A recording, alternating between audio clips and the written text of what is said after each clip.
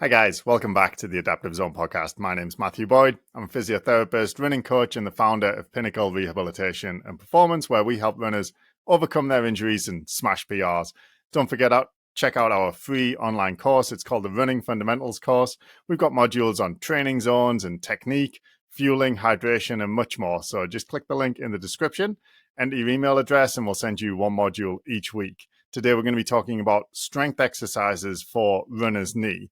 Runner's knee is a condition where you get pain in your knee that's kind of general and you're not really sure where it's coming from, or it feels very much like it's on the back of the kneecap.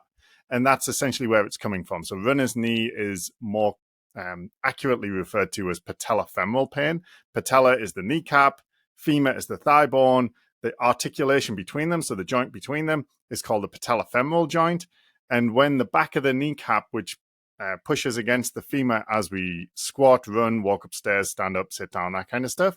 When that becomes sensitive and painful, it's often called patellofemoral pain or runner's knee. And this is a very common problem among runners, which is why they called it runner's knee. And it actually goes on for quite a long time. It's quite a stubborn problem to get rid of. So today we're going to dig into a little bit of the evidence around, well, not so much the evidence, but more taking the evidence that's there and how to apply it in a real world example, so that if you have trouble with runner's knee, like what strength exercises should you be doing for that? So the reason we're looking at strength exercises specifically is because in 2019, a wonderful researcher named Richard Willey and his colleagues did a systematic review, and they found that there was grade A evidence that strength training was beneficial for people with runner's knee. Now, this may seem somewhat counterintuitive, and I'm sure many of you who've had runner's knee have been to the physio with it and come away with something like squats or lunges or that kind of thing. And that can be kind of confusing, because if you think about what patellofemoral pain is, or runner's knee, it's the back of the kneecap saying, I'm under too much stress at the minute and I can't adapt to it. But then when you do something like a squat or a lunge, that puts pressure on the back of the kneecap. So that kind of seems like the wrong way to go. It's already saying like there's too much pressure on me at the minute. How am I supposed to adapt to this? And then when you go to physio or chiro or athletic therapy or wherever you go, they say, let's do these lunges, let's do these squats, let's do these other exercises that are going to strengthen your muscles. But at the same time, they're putting pressure on the back of the kneecap as you're doing them. So that can be a bit confusing. Now, don't get me wrong. Lunges are an excellent exercise for runners with runner's knee. However, we want to unpack a little bit like why they're helpful. So when you're running, there's a ground reaction force that comes back up through your leg with each footstep. And we can either absorb that force through joints like the patellofemoral joint and our bones, or we can absorb it with muscles and tendons. There's only kind of two ways to go, really. The stronger our muscles and tendons are, the less stress will be placed on our joints and bones. And conversely, the weaker our muscles and tendons are, the more stress will go to the joints and bones. It's probably a little bit of an oversimplified way to look at it, but it is quite practical in the sense that it helps you understand if you can make your muscles stronger and your tendons stronger, less stress will go on the joints and the bones, and that will help protect them from being overloaded and then becoming sensitized and thus painful, which is what runner's knee is. It's sensitization of that back of the kneecap. And there's the rub, essentially. You want to, if you have runner's knee, you want to make your muscles stronger, but you want to find a way of doing it without annoying the knee. And that's really the key message here, is that the strength exercises that you're going to do, they are going to put stress on the back of the kneecap. The idea is it's going to make the muscles stronger. So what you have to find is a balance between putting stress on the back of the kneecap, which is already overstressed, and finding a way to make the muscles of your legs stronger. And as with many things, right, it's that adaptive zone. That's the name of the podcast. Not too much, not too little. We want to put stress on the back of the kneecap that it can adapt to without getting annoyed. And while we're doing that, we're going to be strengthening the muscles of the leg doing the exercises. So I'm going to walk through a bit of a practical example of how to do that. So now we know we want to make the muscles of the leg stronger, but we don't want to irritate that knee joint, that patellofemoral joint. So which exercises are we going to choose? Well, in Rich Willey's review, they identified that compound exercises are best. So compound exercises are like things like squatting, lunging, stepping up. These are exercises where you're using multiple joints and they're complicated movements involving lots of muscles, as opposed to, let's say, a quadriceps curl, like a seated knee extension where you sit on the machine, you sort of straighten your leg. That's an isolated exercise because it only really works the quadriceps muscle. It would be better, according to the evidence, for runner's knee to focus on things like maybe a leg press or a step up or a squat, where you're extending the hip, you're straightening the knee, you're slightly dorsiflexing the ankle, you're stabilizing the lumbar spine and all this other stuff at the same time. So we want to try and focus on compound exercises. So some good ones for runner's knee might be like leg press, sit to stand. If it's pretty bad, you could do the squats, you could do split squats, lunges, this kind of stuff, as opposed to, things like clams, hamstring curls, quads curls, that kind of stuff. The only isolated exercise that I think you should include would be a calf raise. And that's because calf raise is really, you can only really exercise the calf effectively doing calf raises, which is an isolated exercise, but the calf is so important for runners that it's you really need to include it. So I would say calf raises and then compound exercises like lunges, squats, split squats, that kind of stuff is the way to go. Now, at first, more important than which exercise you choose is how much of it you do. So if you were to pick one of those exercises, let's say a leg press, and you tried it and you could only do 2 or 3 repetitions before you started to get what we call red light pain, which is, the pain's getting worse. It's not calming down. You can't tolerate it. It's really quite uncomfortable and makes you want to stop. Then that's really not that helpful for it because it's just going to irritate it. So what we want is an exercise where you get orange light pain at the most, which is a pain where it's uncomfortable but tolerable. And when you stop, it kind of goes away. It doesn't get any worse the more you do. So if the leg press with one leg was giving you red light pain after 2 or 3 reps, you could switch to a double leg press, right? So you're pressing the leg press machine with 2 legs, and maybe that allows you to go up to 10 reps and you've only got orange light pain in the knee.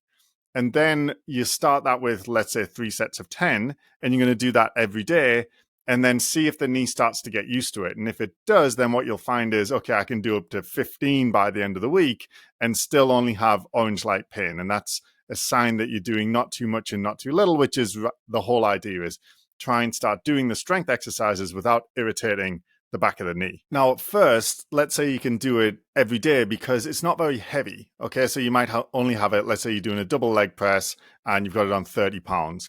And that's all the kneecap will tolerate, right? If you do any more than that, like a single leg version or add more weight, it goes into that red light pain. So what you're going to do is do the exercise every day because your initial goal is just to get the kneecap to be a little less sensitive, get it to tolerate the stress. So you might continue at 30 pounds, double leg press, do it every day, 3 sets of 10. And by the end of the week, maybe you can do 5 sets of 10, or maybe you can do 3 sets of 15. Maybe you can even start some single leg press. Then you can start to roll in some other exercises, maybe some squats down to a box. And you start with just a body weight squat. And then by the end of the week, you can hold 2 dumbbells of like 10 pounds each, and you're doing body weight squats, and you're still only getting that orange light pain.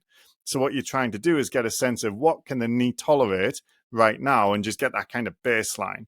Then you do that for the first couple of weeks, and you should find you can do a little bit more by the end of that second week while still keeping it in that orange light zone. So again, the goal in that first couple of weeks is just to get some load through the leg without annoying the knee. You're not really going to be strengthening just yet because the knee isn't calm enough to allow you. But let's say after a couple of weeks you can, and you up the weight a bit and you switch to a single leg press.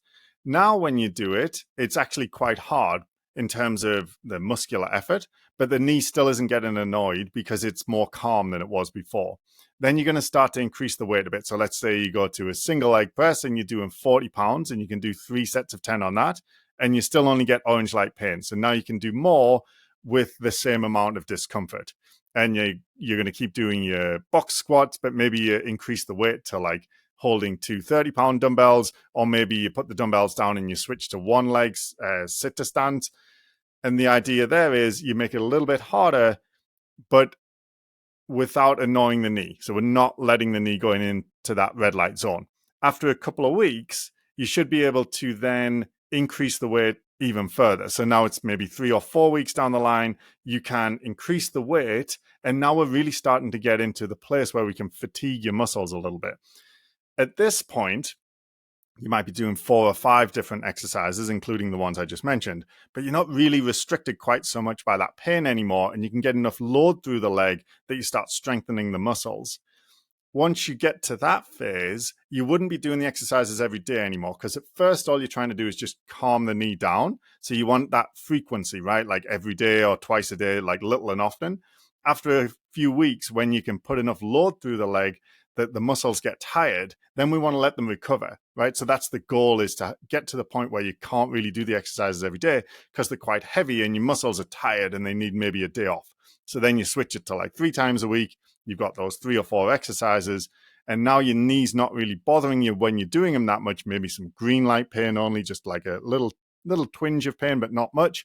But really, you can feel the muscles working now. So now you're in a place where you can really start to push the strength, and you don't have to worry quite so much about irritating the kneecap. So the idea here is, rather than try and give you like a recipe for what exercises to do and when for runner's knee, I'm going to try more to illustrate the concept, and I'll go through an example. We'll use our typical example runner, Carrie, and let's say she has runner's knee. So she's been having pain on the back of their kneecap with long runs for, let's say, 4 or 5 weeks. And now she's at the point where she can't run more than a couple of kilometers before it builds up and gets really quite painful. So she comes to the clinic, and let's say we do an assessment, and when I get her to do some lunges, it's immediately painful, like a 7 out of 10 with 1 or 2 lunges. She doesn't want to do anymore, right? It's definitely red light pain, not really tolerable or anything we want to continue with. So then she's not ready for the lunges, right? It's too irritated for that. So we give her a step, and we get her to step up and down onto the step, and we get her to do 15 reps, and she's like, I can feel it, but it's not so bad, right? So that's orange light pain. So the kneecap is sort of tolerating it, but not 100% happy. So that's going to be her exercise. And we're going to start little and often. So we're going to go twice a day, let's say 3 sets of 15. So quite a lot of reps, but it's a really light weight. So she's not going to get muscular fatigue, but what she is going to get is a lot of stimulus to the back of the kneecap saying, hey, chill out. You don't need to be quite so sensitive. And she's going to do that twice a day, let's say for a week, just that step up exercise, 3 sets of 15, twice a day. And then she comes back a week later. And now when she does those 3 sets of 15 step ups, she doesn't feel anything at all because the kneecap's not as sensitive. Her muscles aren't tired because the exercise wasn't hard enough to strengthen her muscles. But the kneecap isn't quite as sensitive as it was last week. She still can't run, but these things take time. So we're happy with that. So we get her to try the lunge again. And now when she does the lunge, it hurts, but it's not like getting worse. And she can do 15 reps of the lunge. And the knee is more like what we would call orange light pain. So it hurts, but it's not super bad. So we get her to do that as her exercise. But because the lunge is a bit more tiring, she can feel it in her muscles a little bit. So we're just going to go once a day, 3 sets of 12. So she can feel the muscles a bit, she can feel the kneecap a bit, but it's very much orange light, and she can do it every day without too much difficulty. Let's say we get her to do that for a week. So still only one exercise, keeping it nice and simple. The goal at this stage is just to desensitize the back of the kneecap. Once she's been doing that for a week, she comes back, and now it's actually doing pretty good with that. That is actually quite tolerable, and she doesn't really feel anything doing 15 lunges with just her body weight anymore. So now we give her some weights. We give her 2 30-pound dumbbells, get her to do the same exercise. And she's like, yeah, it's kind of orange, maybe green, right? So the pain is not too bad at all. Now we're in the place where we can start to really throw some strength exercise at her. So we get her to do the lunges with 2 30-pound weights. We get her to do 4 sets of 8. We also get her to do some single leg deadlifts, 4 sets of 8 with 40-pound dumbbells. We get her to do some back squats. So you put the barbell on your back, you squat down. That hurts if she goes too deep. So we get her to just do the first half where it doesn't hurt. And then she can go really quite heavy on that. So we can really start to build the strength in the muscles without the knees hurting at all. So if she goes halfway down, she doesn't feel anything. So we can whack like let's say 185 pounds on the bar for a back squat. She can get a good strength stimulus into the muscles, but without hurting the knee. And then we get her doing a little bit of skipping because running still hurts quite a bit. But if she's skipping, it only hurts into the green light. So now we've got some exercises that are going to desensitize that kneecap. And then we've got, let's say, 3 or 4. Let's get her to do some hip thrust as well, because that's a good one. Some seated calf raise. So now she's got 5 exercises that are really quite hard. And if she does all of those with an appropriate amount of weight for 4 sets of 8, her muscles are going to be knackered. So she needs a day off. So we get her to do it 3 times a week. She hits the gym, does that lot. And then her muscles are quite tired. Her knee is like a little sore, but not much. And then she goes away. She does that for 2 or 3 weeks on her own. And her only instruction is to do it 3 times a week. And when the exercises get a bit easy, just add some more weight. So after 3 weeks, she comes back and she can do all of those. And she's up the weights a little bit. And the knee now isn't really hurting with those workouts anymore. So she hasn't tried running too much yet, but she's been doing these strength exercises in the gym. And now she can do all of those without any pain. At this point, we'd probably start her on a run-walk program, like run a minute, walk a minute, repeat 5 times, see how that goes. And she can tolerate that. And then each day she does a little more. So run a minute, walk a minute, repeat 10 times, run a minute, walk a minute, repeat 12 times. She adds that in each day, as well as continuing the strength exercises 3 times a week. But this time, we really up the ante because we want to actually make her strong. So we're trying to work towards 4 sets of 8 rep max or 5 sets of 5 rep max, meaning when she does her lunge with the dumbbells, she's got to hold 2 50-pounders and she couldn't possibly do 7 reps, right? She taps out at 5. So we do 5 sets of 5 at, 70 pounds. And the idea there is she's not restricted by the kneecap being sore and annoyed anymore. So we really can work on making her muscles stronger. And we want to get into that low rep range, as we've talked about before, when we had Rich Blagrove on the podcast, talking about how when we want to make runners stronger, we need to make the weight really heavy and the reps really low. So 5 sets of 5 is a really good one I use a lot.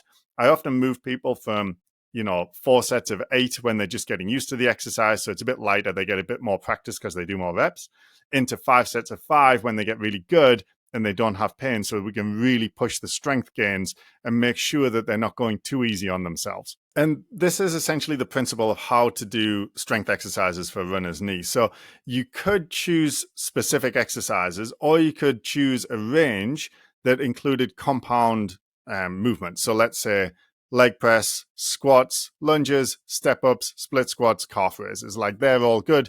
Again, in the episode with Rich Blagrove, we talked about strength exercises for runners generally. You can see there's a lot of overlap here. So if you've got runner's knee, these compound exercises are the way to go either way.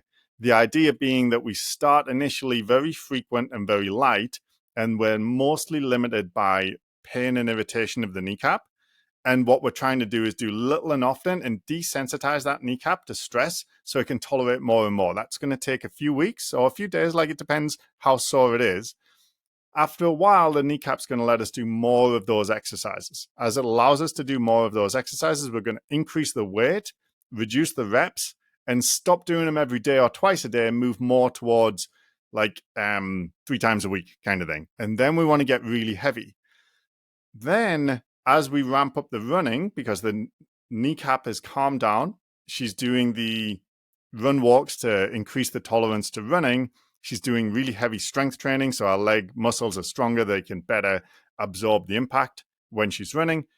Now she's in a much better place, and then she keeps doing it. You can see that a lot of these exercises are just good exercises for runners to do anyway. So we want to keep those in for, injury prevention and performance enhancement, and keep them really heavy just the way they were. You might trim down a little bit instead of having like 5 exercises for that same movement, you might have like 3. So the most important thing to take away from this is if you've got runner's knee, it's more about like the frequency and then the intensity of the exercises, and then try and keep them compound, right? Leg press, sit to stand, squat, step up, split squat, lunge. Don't forget the calf. Rather than being really isolated. So isolated exercises would be like hamstring curls, quadriceps curls, clams, glute bridges, this kind of stuff. We want to be bigger with our exercises. And we start with like little and often, so light and frequent, and we move towards heavy and infrequent at the same time as we're gradually ramping the running back up. And that's the way I would suggest tackling strength exercises for runner's knee. If you have any questions or anything, just shoot us an email, mboydphysio@gmail.com. Otherwise, we'll catch you next time.